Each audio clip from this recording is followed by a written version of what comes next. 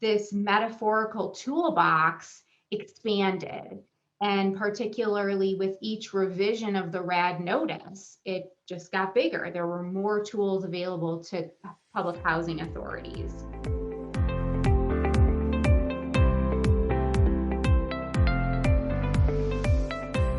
Welcome to Buzz House, a Baker Tilly podcast where you can find all the buzz around multifamily housing. I'm Don Bernards, the partner in charge of Baker Tilly's multifamily housing practice. And I'm Garrett Gibson, a partner at Baker Tilly, also specializing in consulting on multifamily housing transactions across the country. Each week, we'll bring you a guest or a topic in the multifamily housing industry that will help you win now and anticipate tomorrow. Let's get started. Our guest today on the Buzz House is Jen Cryer, a colleague of ours at Baker Tilly, who is a repositioning manager on the real estate advisory team and focuses on working with public housing authorities looking to reposition their public housing stock. Jen will get into a little bit about what repositioning is and a few related matters. Before having that discussion with Jen, we want to give you a few updates from around the industry. The National Multifamily Housing Council recently came out with their Market Trends newsletter, and the statistics show for a super sound multifamily rental market despite the pandemic. There, of course, are a few things that weakened, but just here are a few interesting statistics that I found from the newsletter. The non-current rate for multifamily loans at all FDIC insured institutions, after reaching an all-time low 11 basis points, which means that only 11 basis points of all loans were kind of in troubled status, rose only up to 26 basis points in the fourth quarter of 2020, but well below the 4.65% during 2010 during the recession. So a few more loans maybe in the troubled status, but very few overall. It really shows that multifamily properties are kind of hanging in there through the pandemic. No surprise that the volume of apartment sales transactions in the second quarter of 2020 was really the lowest since the early 2010s. But again, the fourth quarter transactions picking up, $62.5 billion of transactions, cap rates 5% or below on a majority of institutional assets. So very strong there. And then looking at rent growth, there were definitely a couple markets, both on the coast, Seattle, New York, saw significant decreases actually in average rental rates. But overall, the top 150 rental markets in the country, 124 markets actually saw modest rent growth during the last 4 quarters, again, even through the pandemic. Switching gears on a quick note on construction costs. Garrett and I have been talking about construction costs for probably the last 2 or 3 podcasts. And while the futures market reached its peak in early May, and then we saw, and we're happy to see that trending down, the actual cash price, which is the price that sawmills charge distributors and wholesalers, kept rising through the end of May, but this has now dropped as well. Still obviously very high compared to 12 months ago, but a couple of positives. This is really just kind of supply and demand economics. Really, we've seen employees coming back to sawmills. We've seen buyers pull back a little bit. Single-family home starts are actually down 9% in April compared to March, so actually a little bit less demand. So we'll kind of keep our eyes on that, but kind of exciting from that perspective that we're seeing those real cash prices going down. Now, Garrett, I can turn over to you for a couple of updates that we've seen legislatively. Yeah, thanks, Don. And just to discuss what you just talked about, I think it's always good when you hear that there's a decrease in the construction costs going down, because it was rising a lot and a lot of deals were suffering for it. So hopefully that starts to taper off. Yes, I'll get into a little bit about the Affordable Housing Improvement Act. It's going to be part of the American Jobs Plan. And so recently the White House released a fact sheet providing further detail on these housing investments as it's proposing in the American Jobs Plan. So in total, this administration is proposing $213 billion in direct housing funding and more than $100 billion in new and expanded tax credits to modernize existing and produce more than 2 million affordable and sustainable homes. That's pretty good news, right? So these proposals include significant investments to various housing programs, including the housing credit, the home program, the housing trust fund, and enactment of the Neighborhood Homes Investment Act. So proposed funding specifically includes these amounts. I'm just going to kind of list some out with a dollar amount. So you got, $55 billion for the housing credit with a focus on increasing production in high opportunity neighborhoods. You got $35 billion for the home program, $45 billion for the Housing Trust Fund, $12 billion for the Capital Magnet Fund, and $2 billion for new project-based rental assistance agreements, which are the first new agreements in 20 years. enactment of a new federal tax credit based on the Neighborhood Homes Investment Act to support new construction or a substantial rehab of owner-occupied homes, and $40 billion for the Public Housing Capital Fund. So that's great, but even in addition to the work on the infrastructure bill, Biden recently released his full fiscal year 2022 budget request, and it's proposing a $9 billion, which comes out to about a 15% increase to HUD's budget from 2021. So highlights of these requests include $30.4 billion for housing choice vouchers, which is $4.6 billion over the 2020-21 enacted levels. This is expected to provide enough funding to serve approximately 200,000 more households, with a focus on those who are homeless or fleeing domestic violence. You also got $3.5 billion for homeless assistance grants, and $3.77 billion for the Community Development Block Grant Program, and $1.85 billion for the Home Investment Partnership Program, which is about $500 million over the 2021 enacted levels. Also, as a part of this 2022 budget, the budget proposes creating a new type of housing credit authority termed Opportunity Housing Credit Dollar Amounts. The OHCDA is what I'll call it. So these OHCDAs would have a separate credit ceiling from traditional housing credits, set at 118% of the aggregate amount of traditional housing credit volume cap each year for 5 years, 2022 through 2026. This budget actually does not include an increase in traditional housing credit volume cap, unfortunately. And these would primarily be in census tracts of opportunity, which include census tracts that are in one or more DDAs, difficult to development areas, or have low poverty or other advantages as defined by the Treasury Secretary.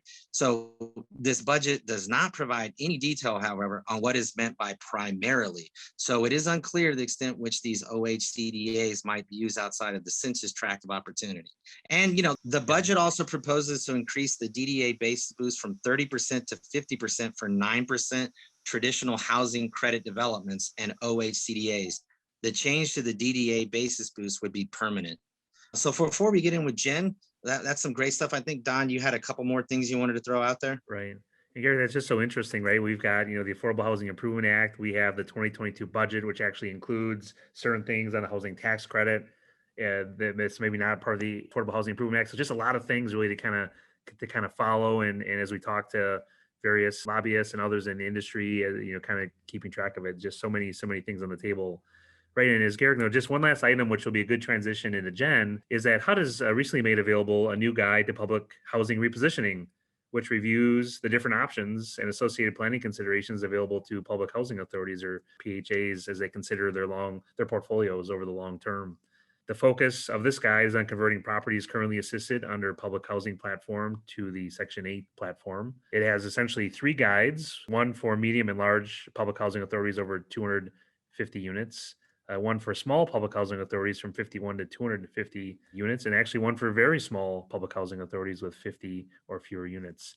And of course, each guide addresses the unique characteristics and opportunities available to the PHAs of their respective sizing group. So that is out there, and we can actually provide a link on our website to that document. Garrick, kind of back to you to jumping into our discussion with Jen. Yes, that's what we all been waiting for. That was a lot of stuff that we had to go over, though, because a lot of it's pretty interesting, and if some of this stuff gets pushed through, I mean, it's be great for the industry. But let's get with Jen, our guest. So Jen, why don't you go ahead and start out by letting our listeners know a little bit about your background in repositioning with public housing. Hi, Garrick. Hi, Don. It's good to hear you both. Thanks for having me on today. My start in the industry was at a large housing authority during the days of Hope 6. I had the chance to spend 10 years at the U.S. Department of Housing and Urban Development, or HUD, as we know it. And I was fortunate to be on the HUD team when the Rental Assistance Demonstration Program, or RAD, started back in 2012. From that point, I was a RAD transaction manager working through RAD conversions with public housing authorities of all sizes. Before Baker Tilly welcomed me to this team, I was at another firm guiding housing authorities and developers through repositioning of public housing. Well, we're glad to have you too. And that kind of leads me to my first question, because you said you worked 6 years in repositioning with HUD. So let's go ahead and dive into some questions so maybe our listeners can, can understand kind of what exactly we're sort of talking about. So let's just start with what is reposition, and how is repositioning different from, let's say, recapitalization? Well, it's pretty fun to be on the Buzz House podcast and talk about two buzzwords in the affordable housing industry. The credit here goes to HUD for these two definitions. The term repositioning, as we talk about it in the industry, means removing a property from the public housing program and replacing it with Section 8 assistance. It's a conversion of subsidy from the Section 9 public housing program to Section 8, which is a more stable funding platform. Let's encourage the listeners to hear the distinction between that and recapitalization, which is the use of current agency funds or third-party sources of funds to complete necessary physical improvements to a public housing property. This often takes place by leveraging that Section 8 rental assistance for either debt or equity. Recapitalization could also include acquisition or new construction of buildings. Well, thanks, Jen. That was kind of a great detailed kind of explanation between repositioning and recapitalization. And so if we have some PHA listeners right now, and given that sort of explanation, what does that mean for them if they're looking at repositioning their public housing, but for like the very first time, if they've never done this before? Public housing authorities now have more options than ever when considering the repositioning strategy that best fits their vision. This is whether the agency is interested in starting with one property or bringing multiple properties into a repositioning plan at one time. It also applies to housing authorities of all sizes. There's a lot of options, and I'm so happy that we're seeing this across the industry. When HUD's Office of Recapitalization, or Office of Recap for short, began the RAD program, the program's goals were unquestionably meaningful and relevant. At the time, the RAD program was the only program at HUD to offer housing authorities the ability to convert subsidy from Section 9 public housing to Section 8 and offer the option to leverage Section 8 rental assistance for debt and equity in order to complete physical improvements, therefore ensuring long-term viability. This was a transformative step for HUD and truly a valuable repositioning tool. Over the years, we all saw the RAD program achieve substantial success and support from the affordable housing industry and Congress. Along with the program's success came additional tools, and the metaphorical toolbox expanded. As that was happening, HUD program offices were collaborating. More good news, and more on that in a couple of minutes. The bottom line for housing authorities just starting to look at repositioning is that now we see this toolbox turning into a tool store.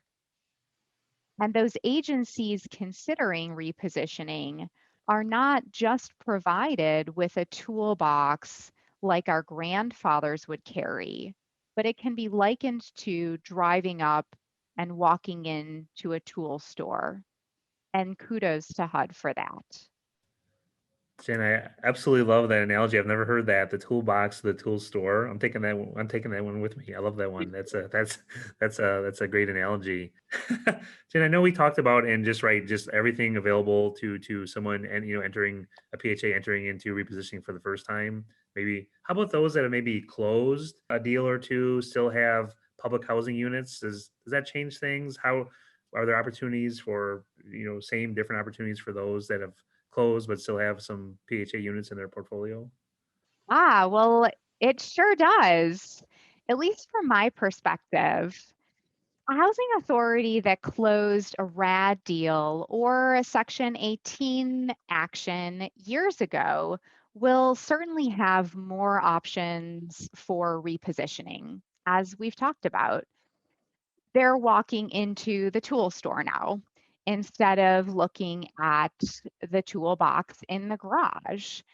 And so let's think about a tool store versus a toolbox. What else is different? Staff, resources.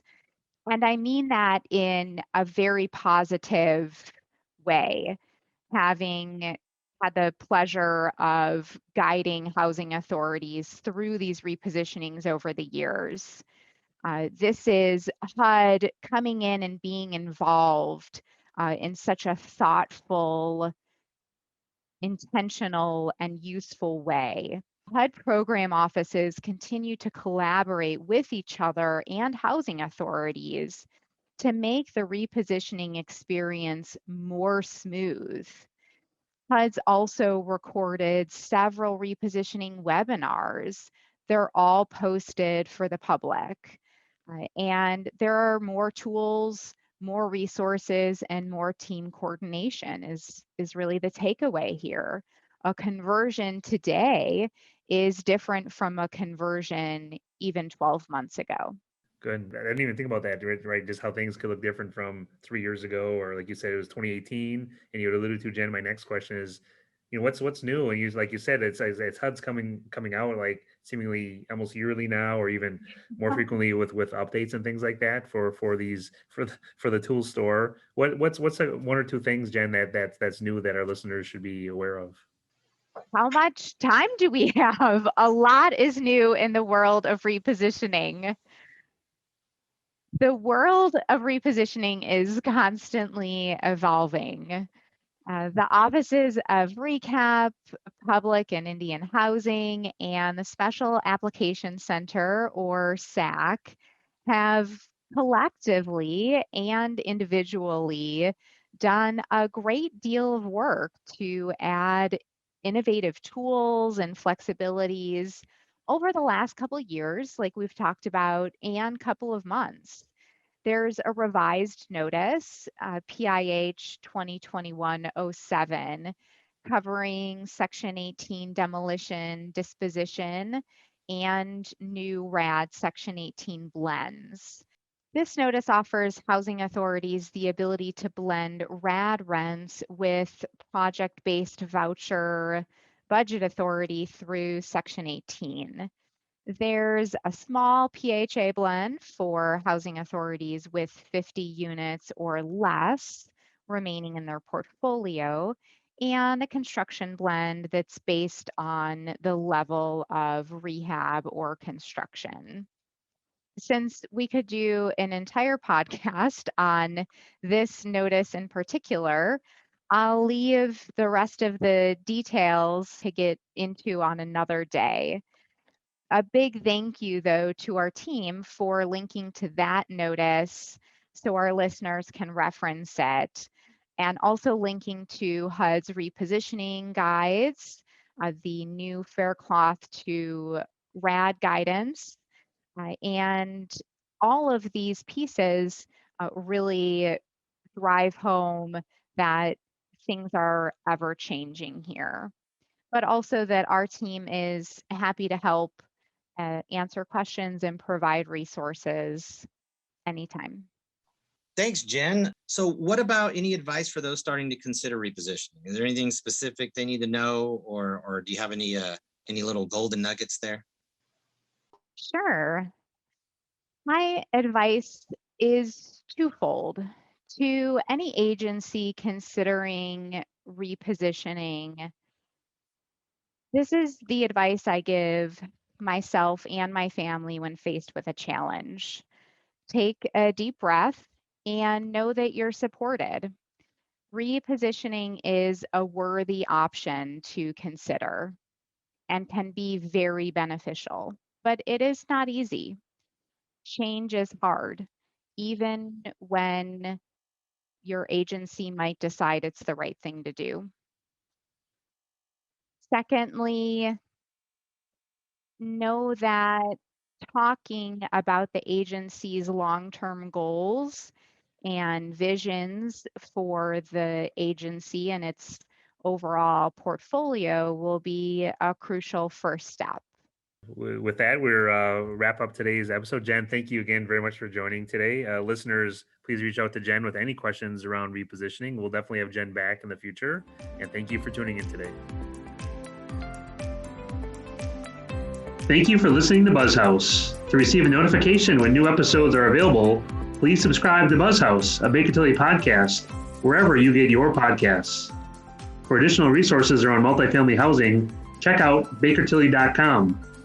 And if you have a suggested topic, please send them to build@bakertilly.com. That's BUILD@bakertilly.com.